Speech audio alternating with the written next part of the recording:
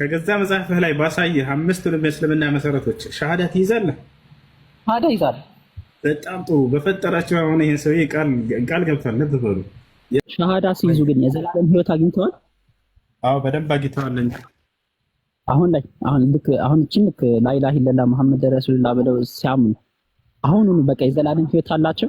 አሁን በደንብ ቀጥታ ነው ይሄዳል። ቢሞቱ ጀነታቸው ማለት ነው። አዎ ምን ጥርጥራል? ሙስሊም ቀጥታ የገነት ነው የሚል ቃል በቃል እናሳያለን። ክርስቲያን የገነት ነው የሚል ግን የለም። በጣም የሚያሳዝነው እኛ እኮ ባይዘው ገነት ብርቃችን አይደለም። የለም አታገኘውም እንጂ የለም። ሲጀምር ክርስቲያን ገነት ነው የሚል የለም መጽሐፍ ቅዱስ ላይ። ኤፌሶን 2ን አንብበው እና አንብብለት ቃነስ አውጣለት። ክርስቲያኖች የገነት ናቸው የሚል ቃል አለ። አሳየን። ኤፌሶን 2ን አንብበውና አናነብልሃለሁ። ክርስቲያኖች የገነት ናቸው ቃል በቃል ልብ በል። እኔ ሙስሊሞች የገነት ናቸው የሚል ቃል በቃል ስላለ ነው እየነገርኩህ ያለሁት። እሺ ክርስቲያኖች የገነት ናቸው የሚል ኤፌሶን ምዕራፍ ስንት ላይ? 2:8 አይደለም? እሺ ጸጋው በእምነት አድኗችኋልና ይህም የእግዚአብሔር ስጦታ ነው እንጂ ከእናንተ አይደለም ይላል። ከዛስ ገጥል እሺ ማንም እንዳይመካ ከሰው አይደለም፣ እኛ ፍጥረቱንና እንመላለስበት ዘንድ እግዚአብሔር አስቀድሞ ያዘጋጀውን መልካሙን ስራ ለማድረግ በክርስቶስ ኢየሱስ ተፈጠርን። ከዚያስ በሚመጡ ዘመናትም የሚል የለው የለም። በሚመጡ ዘመናትም የልጁን ፍቅር ያሳይ ዘንድ ከራሱ ጋር አስነሳን፣ በሰማያዊ ስፍራም ደግሞ ከአባቱ ቀኝ አስቀመጠን የሚል የለም። የለም እንደዛ የሚል የለም። ቢልም እሱ አይደለም ጥያቄያችን። በክርስቶስ የለም የለም እንደዛ አይልም። አሁን ግን እኛ ቃል በቃል የምንለው ምንድነው? ያው ሙስሊሞች ቀጥታ የገነት ናቸው የሚል ቃል በቃል እናሳይሃለን። አልጀነቱ ላ የድኹሉሃ ኢላ ነፍሱ ሙስሊማ። ነብዩ ሰለላሁ ዐለይሂ ወሰለም እዚህ ሐዲስ ላይ ምን ይላል? ማንም ሙስሊም ነፍስ የገነት ነች እያለ ይናገራሉ። አልጀነቱ ላ የድኹሉሃ ኢላ ነፍሱ ሙስሊማ፣ ገነትን ሙስሊም ነፍስ እንጂ ሌላ ማንም አይገባባትም ይላሉ። ልክ እንዲሁ ቃል በቃል ክርስቲያኖች ገነት ይገባሉ የሚላለው ወይ መጽሐፍ ቅዱስ ወፍ አንድ ተፈጥሯል። መጽሐፍ ቅዱስ ላይ ጸጋው በእምነት አድኗቸዋል፣ ይህም ከእግዚአብሔር ስራ ነው እንጂ ከእናንተ ስራ አይደለም ይላል። ስለዚህ በሰማያዊ ስፍራ ከአባታችሁ ጋር ተቀምጣችኋል ይላል። ባይዘው ትቀመጣላችሁ አይደለም የሚለው ተቀምጠናል ኦልሬዲ። እኛ ቃል በቃል ጀነት ገባችሁ የሚል ነው ያለው። የሚገርም ከፈለክ እናሳያለን። ወኡድኺለ الذين በሰማያዊ ስፍራ ተቀምጠና ጀነት ከመግባት ይላል። አዳምጠኝ እባክህን። ክርስቲያኖች የሚል የለ። አንተ እኮ እያመጣህ ያለኸው በክርስቶስ ስለማመን ነው አይደለ? አንተ የክርስቶስ ተቃዋሚ ነህ። ቅድም ምን ብለኸኛል? ክርስቶስ አምልከኝ ብለዋል ወይ ስልህ አላለኝም፣ ግን አመልከዋለሁ ብላ። ስለ ትልቁ የክርስቶስ ተቃዋሚዎች እዚያ ነው ክርስቲያኖች ናቸው። ለምን ከተባለ ያለ እርሱ ትምህርት ነው እየተጓዙ ያሉት። ክርስቶስን የሚወዳ ትምህርት ይከተላል ብሎ ተናግሯል። አዳም ትረጋበን ቃል በቃል ክርስቶስ ምን አለ? ብትወዱኝ ትእዛዜን ትጠብቃላችሁ ብሏል አይደለ? ከትእዛዙ መካከል እኔ ያምልኩኝ ብሏል ወይ አላለም? ቅድም ይመስክራል።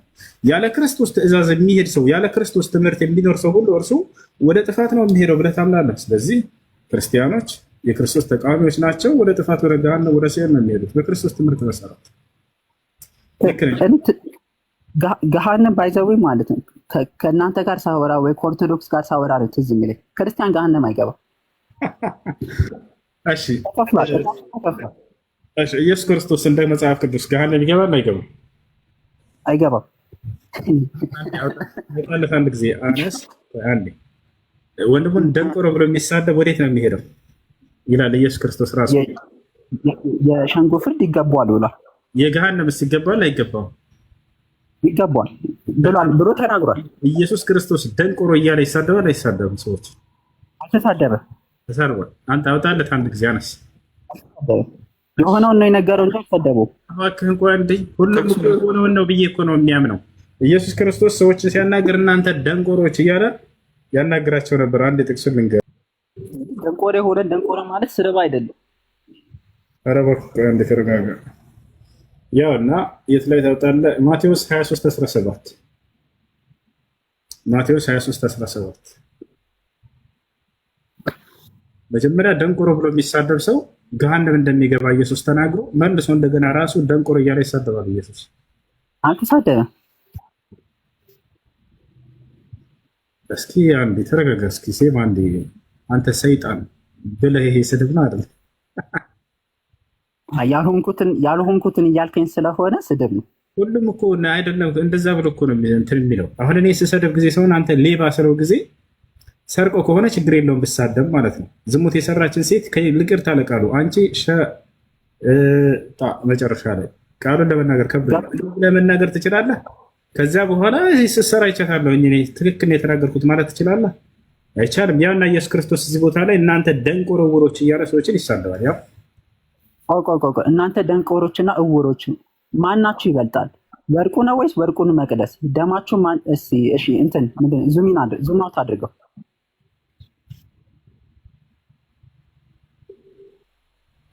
ዙም አውት አድርገው ላምቦ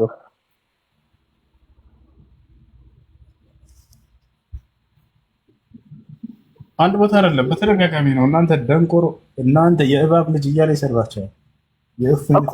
ተንኮለኛ የእባብ ልጅ ማለት ኃጢአት ነው፣ ነውር ነው። አንዴ ወደዛ እንሄዳለን። ደንቆሮ ብሎ የተናገረ ሰው ወንድሙን ገሃነም እንደሚገባ ነግሮን ኢየሱስ መልሶ እንደገና እሱ ራሱ ደንቆሮ ይላቸዋል እኮ። ቆይ ራስ እኮ ባልከው መሰረት ልምጣልህ። ደንቆሮ ብሎ ኢንቴንሽናል እየተሳደበ ነው ወይስ ግብራቸውን እየነገራቸው ነው? ደንቆሮ ብሎ ነግሯቸው፣ ደንቆሮ እያለ ይነግረናል ኢየሱስ ክርስቶስ። የሆኑትን አይደል ደንቆሮ እያለ እባክህን እኮ ደንቆሮ የሆነ ደንቆሮን እንጂ የሚባል ሌላ ምን ይባላል? በጣም ጥሩ። ስለዚህ ደንቆሮ ያለ ሰው ወደ ገሃነም እንደሚሄድ ነግሮናል አልነገረንም? የገሃነም ፍርድ ያለ ሰው አላለ። ደንቆሮ ብሎ ያለ ሰው ነው የሚለው፣ የተሳደበ አይልም ነው። አንድ አውጣለት ማቴዎስ 5:22 አውጣው አነስ። ደንቆሮ ብሎ የተሳደበ ነው ያለው እንጂ የሚለው ደንቆሮ ያለ አይልም ብሏል። ወላሂ ተሳስተሃል። ደንቆሮ ያለ ነው የሚለው እንጂ የተሳደበ አይልም። አውጣለት አንድ ጊዜ ማቴዎስ 5:22 አውጣ አነስ። ማቴዎስ 5:22 ያውና እኔ ግን እላችኋለሁ አለ በወንድሙ ላይ የሚቆጣ ሁሉ ፍርድ ይገባዋል፣ ወንድሙንም ጨርቃም የሚለው ሁሉ የሸንጎ ፍርድ ይገባዋል፣ ደንቆሮ የሚለውም ሁሉ የገሃነም እሳት ፍርድ ይገባዋል። ያው ደንቆሮ ያለ አይልም ማለት ደንቆሮ የሚል ያለ ደንቆሮ ብሎ የተሳደበ ነው የሚለው ብለሃል። ዋሽታል አልዋሸህም? እዚህ ጋር አልዋሸሁም። አንተ ባልከው ነው ያልኩት። አንተ መጀመሪያ ይላል ቃሉ ላይ ቆይ አንዴ ይላል። ቆይ አንተ መጀመሪያ ስለ ሁለታችንም ዋሽተናል። ደንቆሮ ነው የሚለው ብለህ ደንቆሮ የሚል ብሎ ተሳድቧል የሚል የለም ብለሃል አላልክም? ሁለታችንም ዋሽተናል። አንተም ብለሃል እኔም ብያለሁ። እኔ እንመጣለን አንድ ጊዜ ስለኔ እንመጣለን። ደንቆሮ ብሎ የተሳደበ ነው እንጂ የሚለው ደንቆሮ ያለ የሚል የለም ብለሃል አላልክም? ቅድም አንተ መንገድ ነው ያለው። በእኔ መንገድ አይደለም መጽሐፉ ላይ የሚለው ብለህ ነው የተናገርከው። ለምን ታሻለህ? መጽሐፉ ላይ አይልም እየሄደ አንተ ባልከው መጀመሪያ ኢየሱስ ክርስቶስ ተሳድቧል። ለምን ታሻለህ? አትዋሽ። አንድ ልጅ ነህ።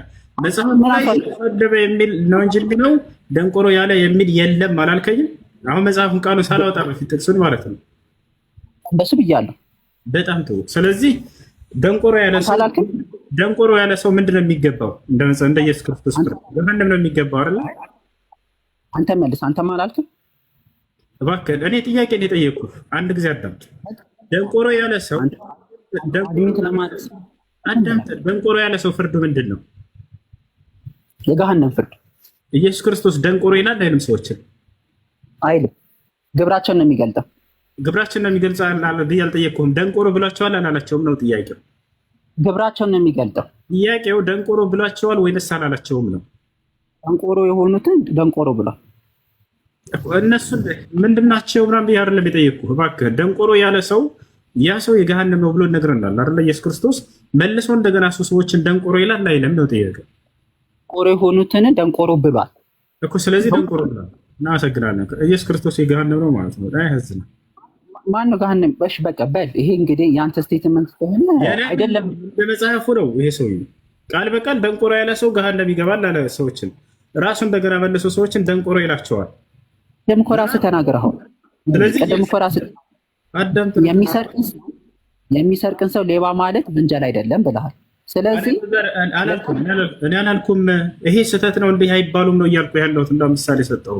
የሰረቀ ሰው ብትለው ይሄ ተገቢ አይደለም። ቆይ አዳምጥ። ዝሙት የሰራችን ሴት ቆይ ምሳሌ የሰጠው ነበር። አዳምጥ። ዝሙት የሰራችን ሴት አንቺ እንደዚህ ነሽ ብሎ መናገር ተገቢ አይደለም እያልኩ ነው። አንተ ደግሞ ትክክል ነው መናገር ይቻላል እያልከን ነው። ይሄን ነገር አላልኩም። የሚሰርቅ ሰው ሌባ ይባላል አይባልም? አንዴ አንተ አላልኩም ትላለህ እንዴ? ኢየሱስ ክርስቶስ ደንቆሮ ያላቸው ደንቆሮ ስለሆኑ ነው ማለት ይችላል እያልከን እኮ ነበር። አይችልም። ስለዚህ ዝሙት የሰሩ ሰዎች አንተ መንገድ ላይ ብታገኛቸው እናንተ እንደዚህ ትሰድባቸዋለህ፣ ትናገራቸዋለህ ማለት ነው። ችግር የለውም ማለት ነው። እሱን እናንተ ናችሁ የምትሉት። ኧረ እባክህን አንተ በራስህ በሄድክበት ሎጂክ እኮ ነው እየጠየኩኝ ያለሁት። እኔ አላልኩም። እኛ እንደውም አይባልም ነው የምንለው። ሰው በኃጢአቱ ማነወር ተገቢ አይደለም። አንተ ግን በኃጢአታቸው ነው ደንቆሮ ያላቸው ደንቆሮ ስለሆኑ ነው ማነወር ይችላል፣ ይሄ ስድብ አይደለም እያልከን ነው።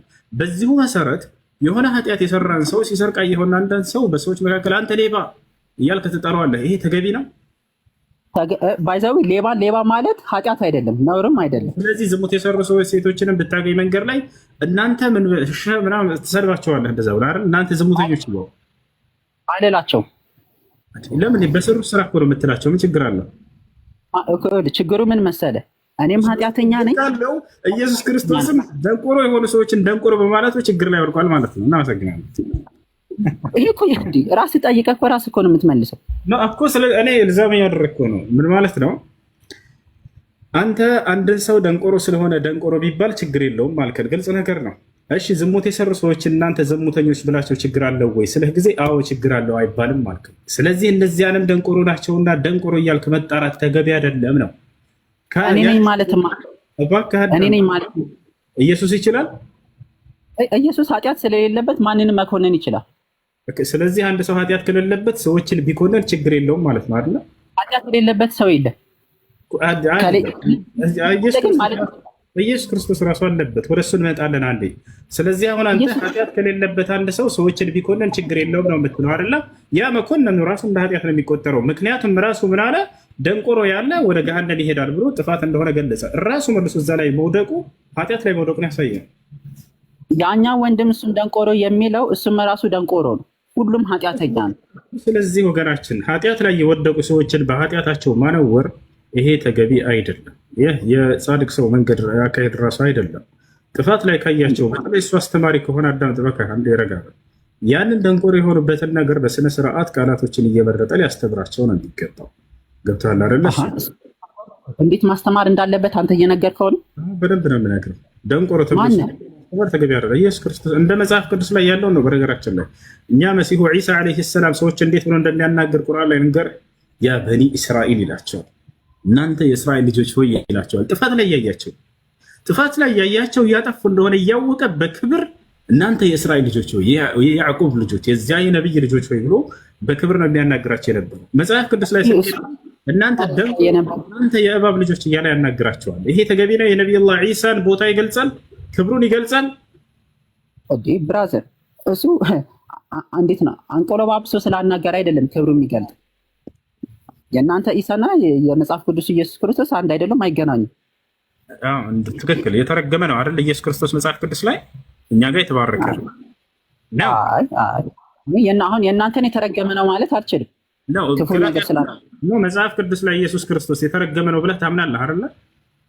አይ አላምንም። ነገር ግን በመስቀል እርግማን ስለያዘ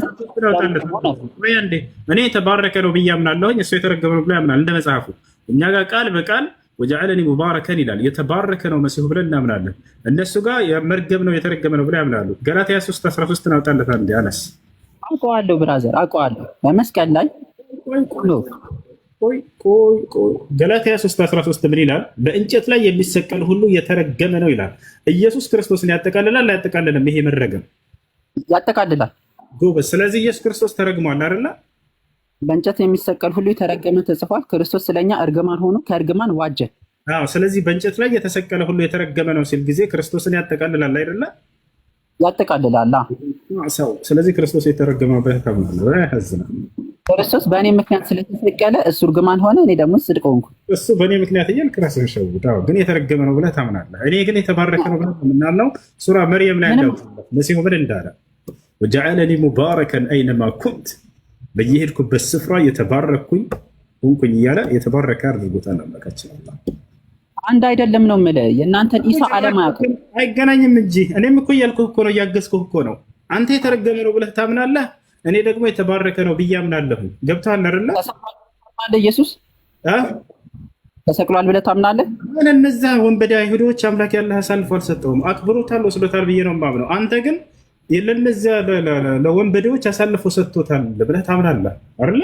ህዝ ነው ያው በህይወትም እስካለ ሶላትን በመስገድ አንድ እባክህን ወጀዐለኒ ሙባረከን አይነማ ኩንተ የሚለው ያና በየትም ስፍራ በሆን ብሩክ አድርጎኛል አለ። መስሎ የተባረከ አንተ ጋር ምናልባት ምናብ ያለውን እንጂ ትክክለኛው አይደለም። ምን አልከኝ? ቆይ አንዴ ወደ እሱ እንመጣለን። ትክክለኛው አይደለም ማለት ወደ እሱ እንመጣለን። እሺ አሁን መተው ነው ነገረ። ከዛ በፊት ማንም የእናንተን አስተምሮ አያውቁም። ወይ አንዴ ተረጋጋ። ሙሐመድ አይደሉም የነገሩን፣ ሙሐመድ አደረሱ እንጂ እርሳቸው አይደሉም የነገሩን። አምላካችን አላህ ሱብሓነሁ ወተዓላ ነው የነገረን። ክርስቲያኖች እዚህ ጋር ትልቅ ስህተት የሚሰሩት ነቢዩ መሐመድ ናቸው የነገሩ።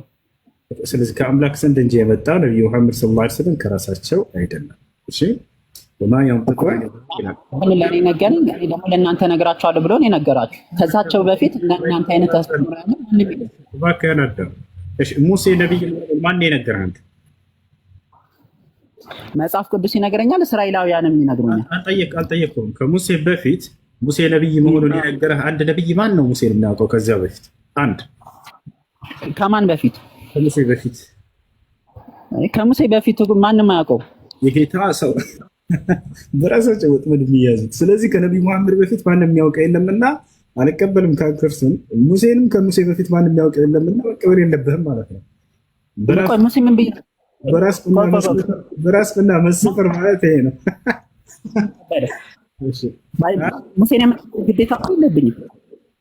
ሙሴን አትቀበለው? ሙሴን የመቀበል ሙሴ እኔ እኮ አልተላከም። እሺ የሙሴን ነብይነት መጽሐፍ ቅዱስ እየተናገረ አትቀበልም ማለት ነው? ሙሴ ነብይ አይደለም አላልኩም። ለእኔ ግን አልተላከም። ነብይነቱን ታምናለህ አታምንም? አንተ ነብይነቱን ትቀበላለህ? ነብይነቱን የሙሴን ነብይነት እቀበላለሁ። ነብይ ነው ማለት። ስለዚህ እንዴት ተቀበልክ? ከሱ በፊት ማን መስክሮለት ነው የተቀበልከው? ከሱ በፊት መሰከረለት የለም፣ ግን ህዝቡ አለ ነው። ስለዚህ ነቢዩ ሙሐመድን ከሱ በፊት የመሰከረለት ማን ነው የሚለውን ጥያቄ እዛው ቀጥላችሁ እንድሉት። ምክንያቱም ጥያቄዎችን ብትጠየቁ ከእርሳቸው በፊት ማን መሰከረላቸው ብታሉ አንድም የመሰከረላቸው የለም። እናንተ ሁሉም ሙስሊም ናቸው ብላችሁ ታምኑ የለ? እነማ እናንተ ማለት ነቢያቶች በሙሉ ሙስሊሞች ናቸው ብላችሁ ታምናላችሁ አይደል? ጨረስክ? እሱን አሁን ሙሴን ማንም የመሰከረለት የለም አይደለ? ለእኔ እኮ እንደዛ የምንለው እኮ እናንተ ሁሉም ነቢያቶች ሙስሊም ናቸው ብላችሁ ታምናላችሁ። ፒላሮች አስተማሪ ነብይ የለም። በደንብ አለ ብናሳየስ? ከገዛ መጽሐፍህ ላይ ባሳየህ አምስቱንም የእስልምና መሰረቶች ሻሃዳ ትይዛለህ? ሻሃዳ ይዛለህ። በጣም ጥሩ። በፈጠራቸው አሁን ይህን ሰውዬ ቃል ገብቷል። ልብ በሉ። የምንለው እኮ እናንተ ሁሉም ነቢያቶች ሙስሊም ናቸው ብላችሁ ታምናላችሁ። ነገር ግን ነቢዩ መሐመድ በፊት ያለው አንድ ነቢይ እናንተ የምታስተምሩትን የእስልምና ትምህርት አስተማሪ የለም። የትኛው? ምንድን ነው የእስልምና ትምህርት? ለምሳሌ በእኔ እመኑ ኢላሂ ለላ በላችሁ አምስቱንም ፒላሮች አስተማሪ ነቢይ የለም። በደንብ አለ ብናሳየስ? ከገዛ መጽሐፍህ ላይ ባሳየህ አምስቱንም የእስልምና መሰረቶች ሻሃዳ ትይዛለህ? ሻሃዳ ይዛለህ። በጣም ጥሩ። በፈጠራቸው አሁን ይህን ሰውዬ ቃል ገብቷል። ልብ በሉ። የእስልምና ትእዛዛትና መሰረት ካገኘ በጣም ጥሩ። የመጀመሪያው ትእዛዝ ምንድን ነው? አምላክ አንድና ብቸኛ መሆኑን ያንን ማስተማር ነው። ይሄን ነቢያቶች ኢየሱስን ሙሴም ሲያስተምሩ እስራኤል ሆይ ስማ ጌታ አምላካችን አንድ አምላክ ነው እያሉ ያስተምራሉ። ልክ እንዲሁ ደግሞ በነቢያት በአንዱ አምላክ ማመንና በነቢያት ነቢይነት ማመን ነው። መጽሐፍ ቅዱስ ላይ ቃል በቃል ምን ይላል? በእግዚአብሔርም እመኑ በነቢያቱም እመኑ ይላል። ቃል በቃል በቁርአን ላይ ይህ ቃል እናገኘዋለን። ፈአሚኑ ቢላሂ ወረሱሊሂ በአላህ እመኑ በነቢያቱም እመኑ። ተረጋጋ። የመጀመሪያው ትእዛዝ አንዱን አምላክ ብቻ። እሺ ጥቅስ እናሳየው። አንድ ያሳየው። እመኑ በነቢያትም ታሳየው። በነቢያቱም እመኑ የሚል ጥቅስ አብሽር አሳያለሁኝ። በእግዚአብሔር እመኑ በነቢያቱም እመኑ የሚል ጥቅስ አሳያለሁ። አንድ አነሳ አወጣለት።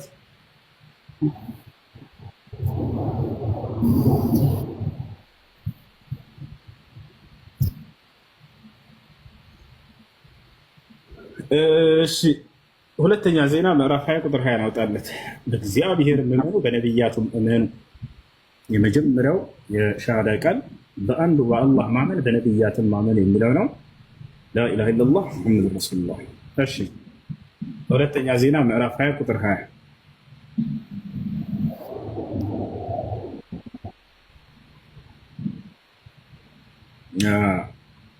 ሁለተኛ ዜና ምዕራፍ 20 ቁጥር 20 ያውና ምን ይላል? ማልደውም ተነሱ ወደ ቱቅሂም ምድረ በዳ ወጡ።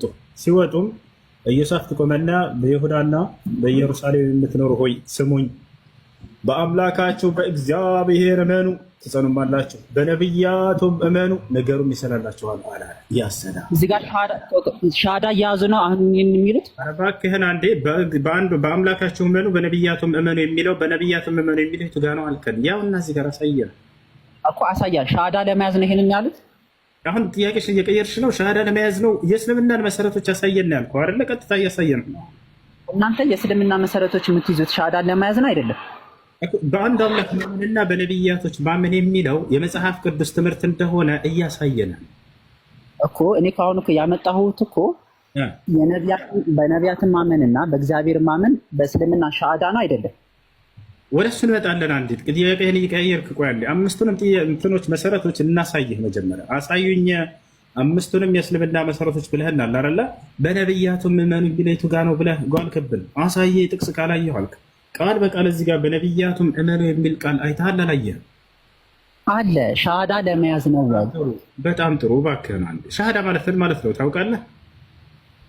መሐላ ቃል ኪዳን ማለት ነው። ምንም የሚያውቀው ነገር የለም። ግን ሻሃዳ እያለ ጥያቄ አትቀያየር። እነዚህን አምስቶች እናሳይህ አንድ ጊዜ። መሐላ ነው ለመሐላ አይደለም ይሄ አዳም። አምስቶችን መሰረቶች እናሳይህ። ስለዚህ የመጀመሪያው መሰረት ምንድን ነው? ይሄኛው ነው። ሁለተኛው መሰረት ምንድን ነው ከተባለ ስግደት ነው። ነቢያቶች ለአንዱ አምላክ ይሰግዱ ነበር አይደለ?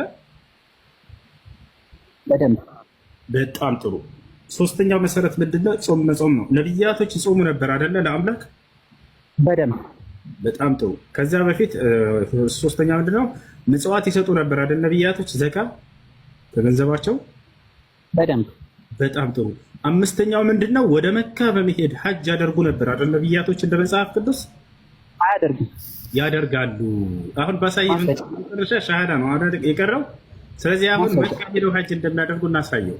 አነስ አንዴ የአማርኛ ያክላል። አንተ እንትን አውጣለህ ባይብል ነው ልናሳይህ ነው። ሐጅ እንደሚያደርጉ መካ ሄደው ወደ መካ እናንተ አምስተኛ ፒላራችሁ ምንድን ነው? ወደ መካ ሄዳችሁ ከአባን መዞር አይደል? እሱ ነው የምታሳየኝ። በቃ ወላሂ እሱ ነው የማሳየህ። ቀጥታ ቃል በቃል መጽሐፍ ቅዱስ ላይ አባን የዞሩበትን አሳየኝ። አዎ ከዛ ሻሃዳ ነው አይደለ? አነስ አንዴ አውጣለት። ኦሪት ዘጸአት ምዕራፍ 5 ቁጥር 1 አውጣለት። ባይብል አፕ ላይ ግባና እንዳውጣለት። አይ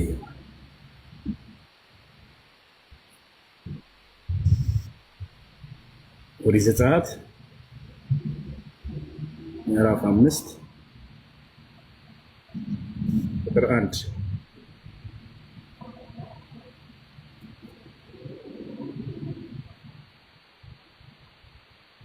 ምዕራፍ 5 ቁጥር 1 አዎ ታች ከግባና ወደዚህ ስትሮንግ ወርድ የሚልና 2287 የምትለዋን ቁጥሯን ተጫናት። እታች 2280 ከታች ጋር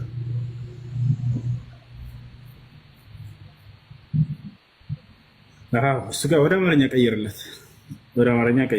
እሱ ጋር ያለ እንግሊዘኛው ላንበው።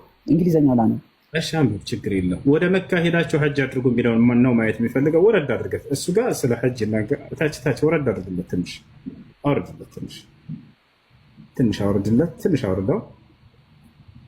አውርደው። እታች ትንሽ እስርህ ጋር ጣትህ አጠገብ አሁን እሱ ጋር እንትን በልለት። ያ ሜክ ኤ ፒልግሪም ቱ መካ ያሰና ያውና ስጋር ታረሳ ታየው ያውና ይታያል። እሱ ጋር ሜክ ኤ ፒልግሪም ቱ መካ ወደ መካ ሄዳችሁ ሐጅ አድርጉ። ይህ ምን ላይ ነው ያለው? ኦሪት ዘጸአት ምዕራፍ 5 ቁጥር 1 ኦሪት ዘጸአት ምዕራፍ 5 ቁጥር 1 ባይብል ሀብ ላይ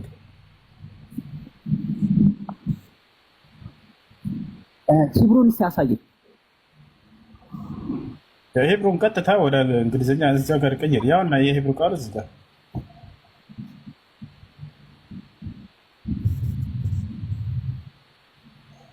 አሽሃዱ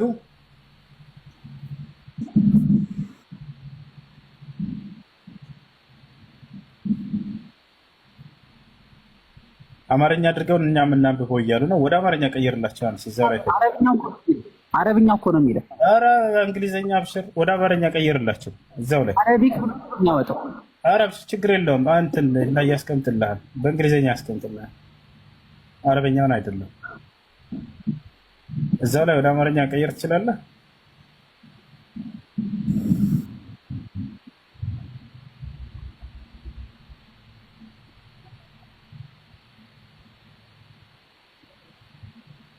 እንግሊዝኛው አለ እኮ እሱ እንግሊዝኛው አለ ወደ አማርኛ እዛው ጋር ሌሎች እንዳዩት እሷን እንትን በልና በቃ ሜክ ኤ ፕሪግሌም ቱ መካ እንዲለን ትራንስሌት አድርግላቸው።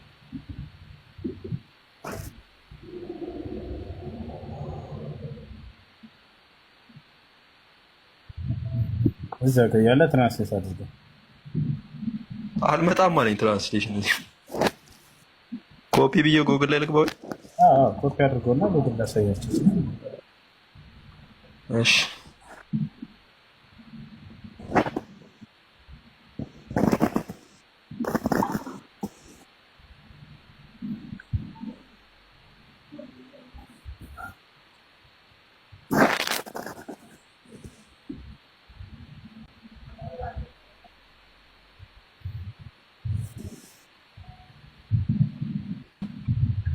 አላህ አላህ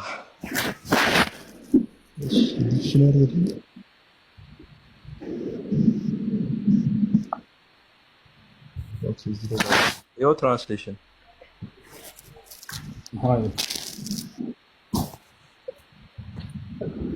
ወደ መካ ሐጅ አድርግ። ያው ወደ አማርኛ እኮ ትራንስሌት እኮ አድርጓልህም እኮ አይደለም፣ በአማርኛ ነው የነገረህ። ኧረ እባክህ በእንግሊዝኛው አለ እዛው ላይ። እንግሊዘኛው አረብኛ የሚለውን ብሎ ነው ቅድም ያወጣው። አረቢክ ብሎ ነው ያወጣው። እዛው ላይ እንግሊዝኛ አለልህ እያለህ እኮ ነው ወገናችን። እኮ በተለያዩ ቋንቋዎች ስትቀይረው ጊዜ ሐጅ ስለማድረግ ነው እየተናገረ ያለው። የአረብ ክርስቲያኖች አሉ ለምሳሌ አይደለ? ይሄንን መተው እዚህ ሲያነቡ ጊዜ ይህን ቃል ነው የሚቀመጥላቸው። የዓለም ላይ ያለ ክርስቲያን የሚጠቀምበት የራስህ ባይብል ሀብ ነው። እዚያ ላይ ስትገባ ጊዜ ያው በእንግሊዝኛም በአረበኛም በሁሉ ቋንቋ ያስቀምጥልሃል። አንዳንድ ቦታዎች ላይ የሚገርምህ በአማርኛ ሁሉ ብሎ የሚያስቀምጥበት ጊዜ ቦታ አለ። በቃ ስለዚህ ይሄ ስንተኛው ፒላር ነው ማለት ነው? ኦሪት ዘጸአት ምዕራፍ 5 ቁጥር ማነው? አምስተኛው የእስልምና መሰረት ነው እሱ። ይሄ አምስተኛው የእስልምና መሰረት ነው። አራተኛው ምን ነበር? ጾም መጾም። ጾም መጾም። እነሱ ምን የሚል ጾም ነው የሚጾሙት? ጾም ይጾማሉ ነው። ጾም አራተኛው የእስልምና መሰረት ነው። እሺ እናንተ እነሱ ረመዳንን ጾመዋል?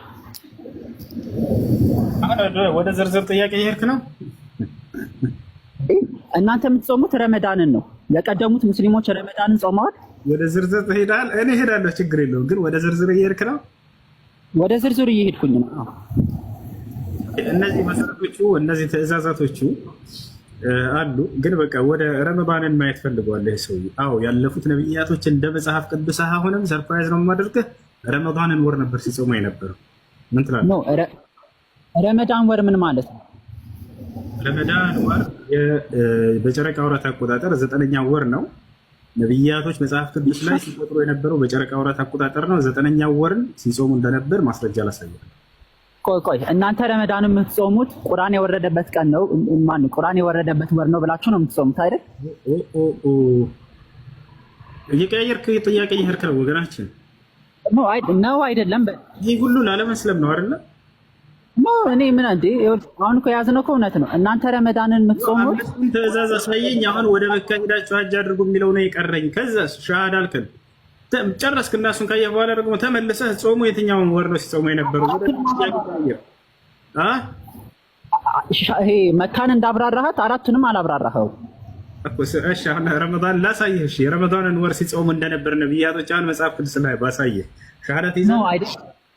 ረመዳን ወሩን እኮ ወሩ ላይ ሊጾሙ ይችላሉ፣ ችግር የለው። እናንተ ግን ወሩ ላይ የሚጾሙበት ምክንያት ቁርአን የወረደበት ብላችሁ ነው አይደል የምትጾሙት? አይደለም ምን በላችንም